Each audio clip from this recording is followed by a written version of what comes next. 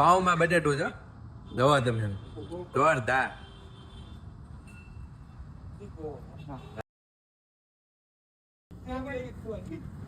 ફૂલ તીખું.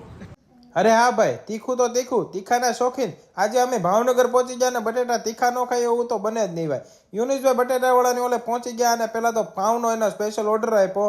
પાવમાં બટેટું અને ચટણી નાખી દીધું, પણ સ્વાદમાં જોરદાર લાગ્યું હતું. અને પછી બટેટાનો વારો આવ્યો, એમાં પણ તીખી ફૂલ ચટણી નખાવી દીધી છે, કેમ કે તીખું જ ખાવા માટે ગયા હતા. તો ભાઈ આને સાથે પાપડ, ભૂંગળા અને પાઉં પણ એક્સ્ટ્રા લઈ લીધા હતા અમે. અને ભાઈ જે પાવનો ટેસ્ટ કર્યો છે, પણ આપણને તો દિલથી મજા આવી ગઈ છે. ભાવનગરનો ધક્કો વસૂલ થઈ ગયો છે ભાઈ અમારે તો.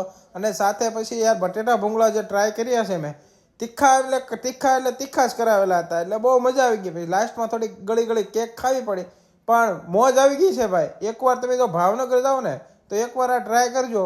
અને અહીંનું એડ્રેસ કહી દો, વિશ્વકર્મા સર્કલ છે ને એની એક્ઝેક્ટ બાજુમાં જ આવેલું છે યુનુસભાઈ બટેટાવાળા.